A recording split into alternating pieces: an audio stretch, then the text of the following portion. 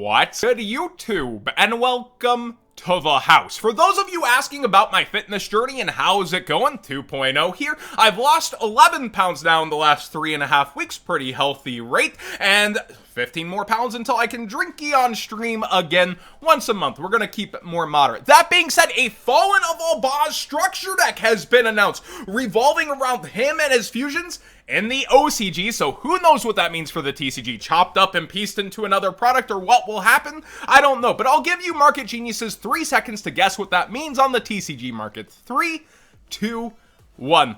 You did it! Oh my gosh, a buyout? Of course that freaking happened once again for Albaz as he goes up above $40 to sales at $42, $45, somebody even buying one at $50 here, 3 copies, some poor sap. Yeah, the past couple days have been crazy. Now this card reads great on paper. He's a super polymerization in the body of a monster for his archetype, has a lot of fusions to go into, but he hasn't really done anything in the metagame thus far. He's been $8 to $12. Oh, a fusion got announced for him. Spikes up to 20, falls back down a bit. Another fusion got announced. Spikes back up, falls back down a bit. Oh, this could be really good in Despia. Spikes back up, falls down a bit. And now we see the newest type. Friendly reminder, we did see a Dogmatica common spoiled in Donna Majesty pulls by a Reddit user. That video's on the channel, where we can assume that there should be Dogmatica lore in the higher regions of the 10s almost definitely now, and I would think Albaz, being the main boy of the archetype, would be reprinted probably in a lower rarity. So there's also that conversation that this is max rarity most likely, unless it gets a Pot of Extravagance treatment where it's Prismatic Secret, even though it was secret, probably to make it different from the ultra rare reprint before, though I see that as unlikely. So this could be max rarity, but still another printing will probably bring this down in price as Rise of the Duelist was shorted on the market. And I know I'm a broken record with the Megatons are coming, the Megatons are coming, but really, the Megatons are freaking coming eventually. PWCC got called out by eBay yesterday. I did a video, and I want to do a follow-up here as PWCC has responded, and there's been a lot of interesting points thrown about this. I just want to say, everybody making speculations and going in, we really don't know both sides of the stories and what happened on this side, what happened on that side. eBay's using some fishy wording as well that I want to point out.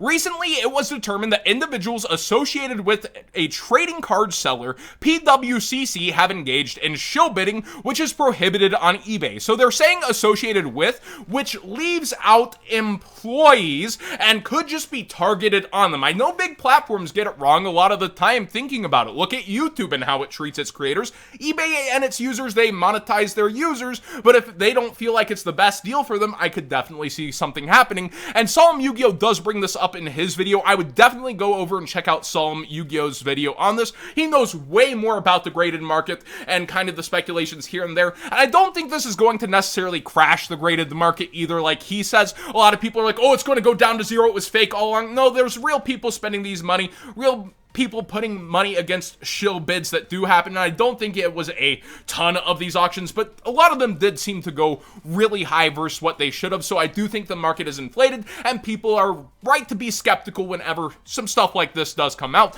But PWCC responded, this is Ruxin's video, and PWCC says they were shocked to see eBay's email today stating that unidentified individuals associated with PWCC engaged in shill bidding. To their knowledge, its employees have never engaged in any behavior that violates eBay's agreements and policies. PWCC goes to great lengths to ensure that its employees follow eBay's rules, and PWCC employees do not have access to eBay's bidding records or information. PWCC is considering all available legal options in response to eBay's defamatory press release, which is why eBay might have used such weird wording to like make sure everything's super fact-checked rather than just saying it, but also coming out with early action. This is super weird, the wording, but they also do say they're gonna do an internal investigation on their employees. I feel like, how do you do that, though, without breaching privacy? Like, yo, show me your eBay accounts, and they could have another eBay account. This is, I don't understand how you would get through a proper investigation on that either, but Luckily, I'm not a head of a company like this. PWCC has only just learned of these allegations, and eBay has refused to share any details supporting its allegations. Usually, when a company is gonna fire shots back, like, they would have actually gone, hey, you're getting banned for this reason. But again, huge platforms. Konami doesn't always tell people why exactly they're banned or respond to those emails, so I kind of, again, the giant corporation versus the other corporation, the communication definitely cannot be there, and eBay could fire back with, no, we already answered, but they're not. Despite eBay's unwillingness to explain its claims, PWCC will continue to conduct its own internal review to ensure its employees have not violated the rules. So, I would highly suggest checking out Ruxin's take on this, checking out Psalm's take on this, and the answer really is, until there's actual information in front of us of how this was violated, who was violating it. Like, we do know that shill bidding happens on eBay. We pointed out some of these all-time highs are fake. It's still not clear who's doing wrong, and it's a way bigger deal if PWCC is involved, but here's their side of the story as well. Dawn of Majesty, I told you guys that the Despia would go down in price, that this was a terrible week 1 buyout, and just a couple days later, 47 listings, tons of motivated sellers. It was up to $60.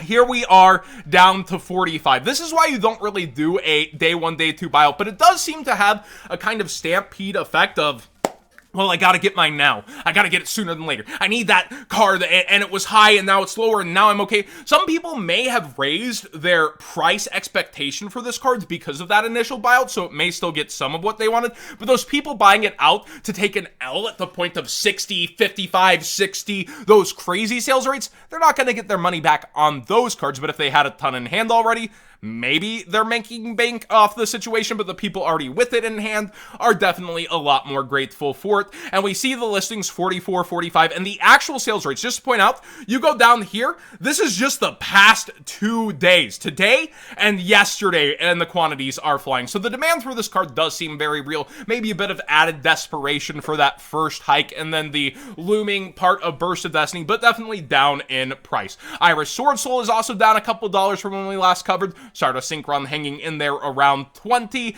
Ready Fusion still at the $24 mark, $25 mark. Synchro Overtake at 14, which is still just funny to me how Stardust Synchron is more as the derpy mascot. And the Despia Ultras. The Fusion's gone down a little, but Dramaturge is still at his same price, as is Shooting Majestic Star. And the Ultras, still a little bit weird how the Magic Keys aren't just dollar cards and have this kind of demand going for them, but they do get updated as an engine in Burst of Destiny with a little bit of interesting cards. Also, all-time lows over here on Lightning Overdrive, except Rudy Rose Raggy. It is up in price towards $18, now passing Arlecchino in the set. A lot of people are pointing towards Zhang Zhan / Sword Soul as the reason for this going up in price, and I could see that. It is a very good synchro. We pointed out how it is semi-generic and that gets a bolstered effect, so definitely something to watch. And it's one of those sleeper cards we did point out at the start of the set, like, this could go up. It does seem generic, it does seem usable if synchros take off, and there's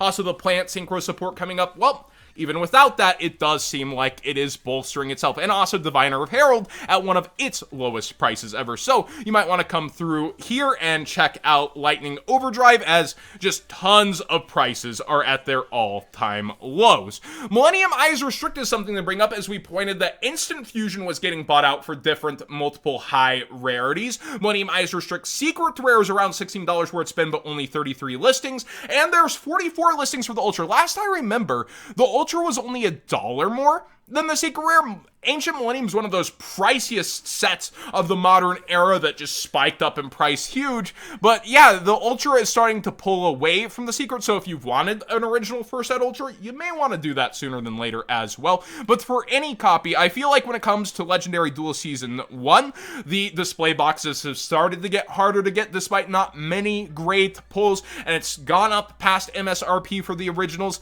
It's been a slow burner, but it is working its magic. Speaking of magic, Dark Magician and many other high-end cards are down in price, all-time lows, kind of like Lightning Overdrive / Dawn.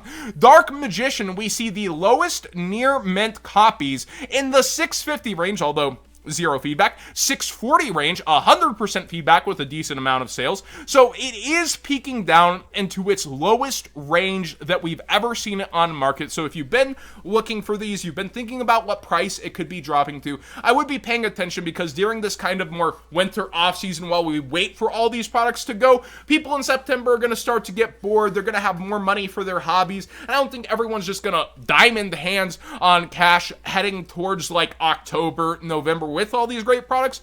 I suggest it kind of with how many products have good looks slash singles, but people will get bored and point their money at the market. It happens. Now, also all-time lows.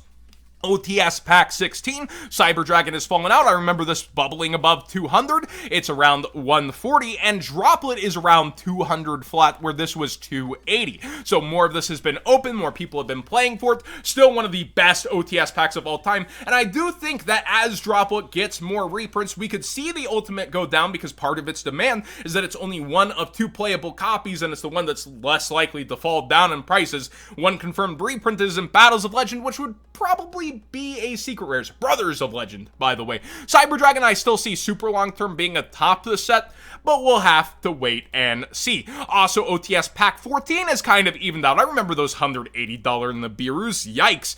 It's around 130, 140. We see super polymerization still around 100. I think its lowest selling point in mass was around 80. And Toon Kingdom, a lot of people I do see speculating on this card to go up. It is a huge fan favorite. The Secret Rare used to be double this price, so it is a collectible that if you've been waiting on, this is one of its lower prices. To use that TCG player link in the description down below, costing you nothing extra to support the channel directly for the cards you'd already be buying. And finally, Starlight Rares have been a very diversified market, and I want to talk about a conversation that happened yesterday, because we do see some of, like, Apollosis at one of her highest points, and other singles are. I think Starlight Rares down the road are going to really depend on the single that it is, similar to how Collector Rares are now, because at 5%, we're starting to get into more junk slash speculative Starlights. So a conversation happened around Book of Clips, and you better get yours sooner than later. And I saw a funny sales rate as well of somebody who could have a bunch of them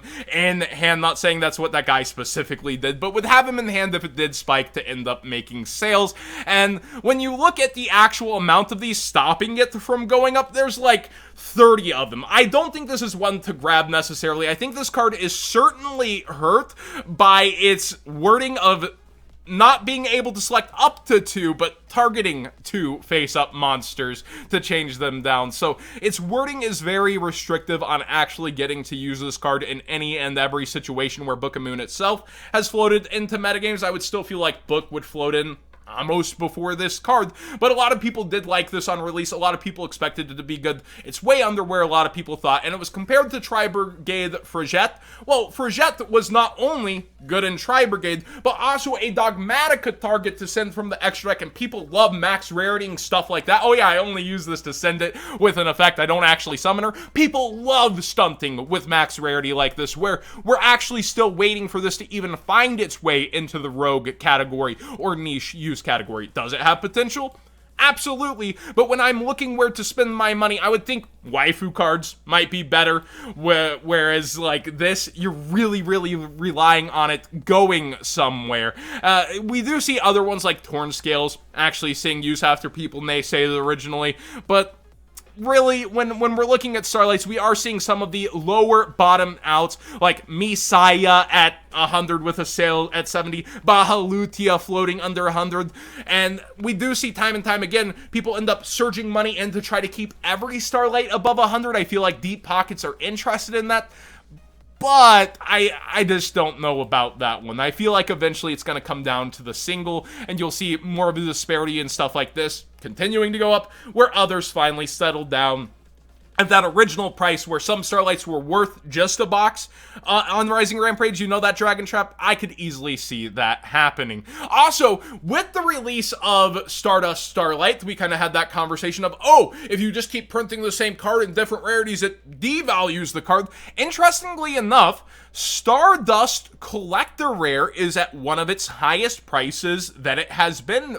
for the Unlimited, with actual sales at 150, 160, coming up from 140, 135 in its price history, and the first edition is down a little since there's now a higher rarity above it besides just the ghost rare. But this is what happens when you diversify a line, like say Slifer, Obelisk, Ra. People like to get those multiple versions. It doesn't take away from one version just because another exists. If you like how it looks and it has its scarcity, it ends up adding to the collectible line sometimes, so it seems like a lot of people ended up scrambling for those unlimited collector rares. Thanks for watching today's Market Watch. Please subscribe if you haven't already. Give this video a thumbs up if you enjoyed the conversation. I do think it's definitely important to follow up on certain things like this, especially with PWCC side. Like Solemn has said as well, until we see the freaking data, we don't really know what's going on besides he said, she said, action's been taken.